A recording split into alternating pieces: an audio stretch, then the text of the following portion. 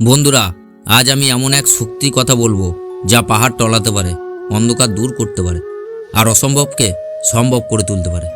এই শক্তি হলো বিশ্বাস।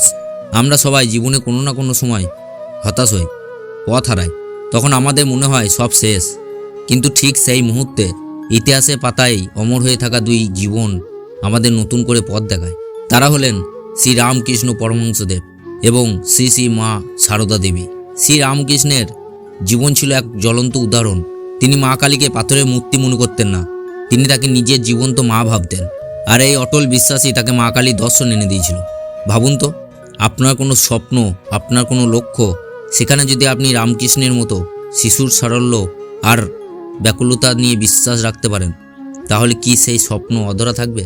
রামকৃষ্ণ বলতেন, যে বিশ্বাস করে সেই পায়। যদি আপনার নিজের ওপর বিশ্বাস থাকে, আপনার স্বপ্নের ওপর বিশ্বাস থাকে, তবে শত বাধা এলেও আপনি হারবেন না। তিনি যখন ইসলাম বা খ্রিস্টান ধর্মের সাধনা করতেন, তখন সম্পূর্ণ বিশ্বাস নিয়ে সেই পথেই নেমেছিলেন এবং প্রতিটি পথেই সত্যের দেখা পেয়েছিলেন। তার সেই অমর বাণী, যত মত তত পথ, আমাদের শেখায় যে সত্যের অনেক পথ আছে আর প্রতিটি পথেই বিশ্বাসই একমাত্র পাথেয়। আপনাদের কাছে আমার একটা প্রশ্ন, আপনার জীবনে এমন কি আছে যা আপনি প্রাণ দিয়ে বিশ্বাস করেন? আপনার নিজের ক্ষমতা, আপনার লক্ষ্য যদি তা থাকে, তাহলে জেনে রাখুন আপনি ইতিমধ্যে অর্ধেকের বেশি পথ জয় করে ফেলেছেন। এবার আসি মা সারদার কথায়। তার জীবন ছিল এক নীরব মহাকাব্য, যা ধৈর্য, সহনশীলতা আর নিঃস্বার্থ ভালোবাসা এক অসাধারণ দৃষ্টান্ত। তিনি ছিলেন শ্রীরামকৃষ্ণের আধ্যাত্মিক সঙ্গিনী। তার জীবন আমাদের শেখায় কিভাবে প্রতিকূলতার মধ্যেও নিজের বিশ্বাসে অটল থাকতে হয়।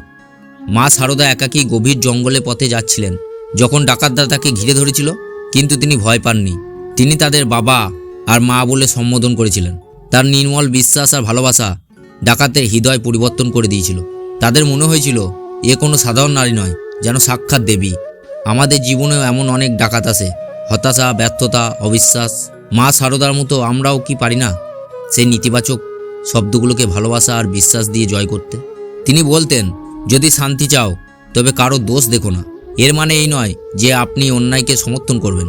এর মানে হলো আপনি নিজের মনকে নেতিবাচক থেকে দূরে রাখবেন এবং সবাইকে ভালোবাসা ও সহমর্মিতার চোখে দেখবেন। এই বিশ্বাসই আপনাকে মানসিক শান্তি এনে দেবে। বন্ধুরা, এই মহান জীবনগুলো কি কেবল ইতিহাসের অংশ? না, তাদের শিক্ষা আজও আমাদের জীবনে সমানভাবে প্রাসঙ্গিক। নিজের ওপর বিশ্বাস রাখুন। আপনি যদি নিজের ওপর বিশ্বাস না রাখেন, তবে কেউ আপনার ওপর বিশ্বাস রাখবে না। শ্রী রামকৃষ্ণের মতো আপনার লক্ষ্যকে নিজের মা ভেবে প্রার্থনা করুন। আপনার সেই বিশ্বাসই আপনাকে এগিয়ে নিয়ে যাবে। মা সারদার জীবন থেকে শিখুন কিভাবে ধৈর্য ধরে থাকতে হয়। হয়তো আপনার সাফল্যের পথ দীর্ঘ, হয়তো অনেক বাধা আসবে, কিন্তু অটল বিশ্বাস আপনাকে সেই পথ পাড়ি দিতে সাহায্য করবে। রাগ, ঘৃণা বা প্রতিশোধ, এগুলো কেবল আপনার মনকে বিষিয়ে তোলে। মা সারদার মতো সবাইকে আপন করে নিতে শিখুন। দেখবেন জীবন কতটা সহজ হয়ে গেছে। হয়তো জীবনে এমন মুহূর্ত আসবে যখন মনে হবে আপনি একা, কেউ নেই আপনার পাশে, কিন্তু মনে রাখবেন আপনার ভেতরে বিশ্বাসই আপনার সবচেয়ে বড় শক্তি। শ্রী রামকৃষ্ণ আর মা সারদার জীবন আমাদের শেখায় যে বিশ্বাসের জোরে একজন সাধারণ মানুষও অসাধারণ হয়ে উঠতে পারে। আজই নিজের ওপর বিশ্বাস রাখুন, আপনার স্বপ্নকে বাঁচিয়ে রাখুন। আপনার লক্ষ্যে পৌঁছানোর জন্য সমস্ত বাধা পেরোনোর দৃঢ় সংকল্প নিন, কারণ যেখানে বিশ্বাসী শক্তি, সেখানে জয় শুধু সময়ের অপেক্ষা।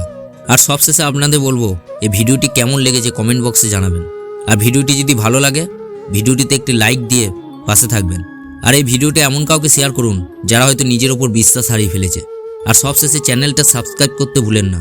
সকলে ভালো থাকবেন, সুস্থ থাকবেন আর নিজের প্রতি বিশ্বাস রাখবেন।